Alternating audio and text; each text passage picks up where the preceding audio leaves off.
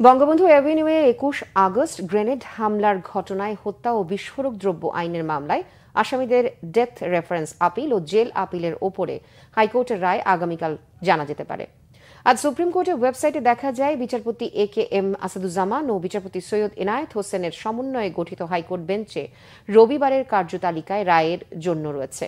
এর আগে হাইকোর্টের একই বেঞ্চ ২১ নভেম্বর আসামিদের ডেথ রেফারেন্স ও আপিলের ওপর শুনানি গ্রহণ শেষ করেন।